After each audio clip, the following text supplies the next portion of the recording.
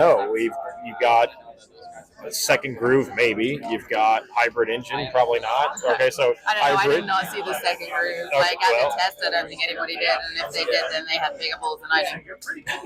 Hope so, in a weird way. But how important is it highline practice and kind of getting up there and just kind of maybe? I think it's going to be really important. Like I think it's a great idea, and it'll be interesting to go up there and try it because really, like literally nobody did at the test.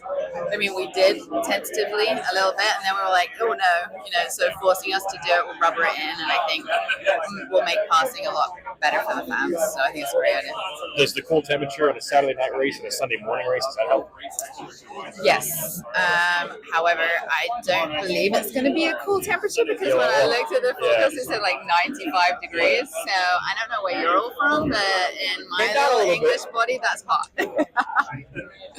What's your comfort level with the hybrid system? I think you've had 2 tests at Milwaukee and Iowa with it. I mean, what's that been like? Have you even ever driven a hybrid car outside of this before, or is it similar to the Formula E car that you've driven? I have, but not. I was really surprised, really pleasantly surprised at how good this is and how intuitive it is. And so it is a little bit difficult because you have to think about the state of charge that you have and the regen you have going in, because it affects you more actually on the decel than it does on the deploy, right?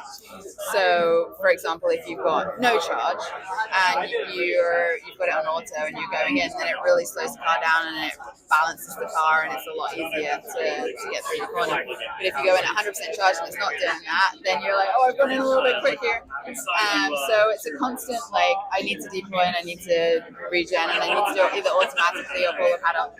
And so it just adds another element of things that you have to think about at the same time as doing 200 miles an hour and fighting everybody else, right? And so for me, I don't have the level of comfort that all of these guys do, being in the car week in, week out, testing all the time and doing all the things. So I'm consciously thinking about it, whereas theirs is a little bit more instinctive at the moment, I guess. But we'll get there. How difficult is it to come in and race against folks who have been racing all of the races, 26 other drivers who've raced most of the races, and you're coming in, as a part-time driver? How difficult is it to get up to speed? I mean, can you describe that for someone who's never done it before? I mean, it's difficult, and your ego doesn't want you to take time and like get up there gently, right? Because you feel like you look silly if you're going out there and poodling around. So it's more the auxiliary stuff, the pit stops, the leaving the pits, the pit in, the things that you're not doing on a lap by lap basis. Like, I have been driving, it's been sports cars, but I've been doing, like, the driving part is the least phasing element of it, I would say.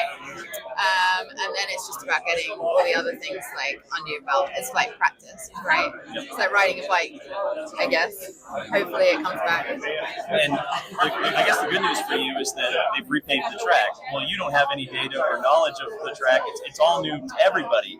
So has that kind of been an advantage through testing to just kind of be on a level footing to a certain extent with the rest of the guys?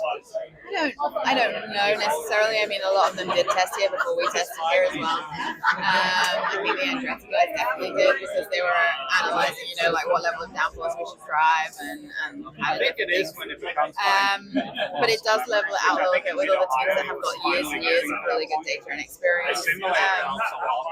And it's new to everybody, and I think everybody was shocked by the level of grip we had when we tested here. Like, it was a lot. So now we don't know what to expect either, because we're reducing downforce by significantly, by like up to 400 pounds really.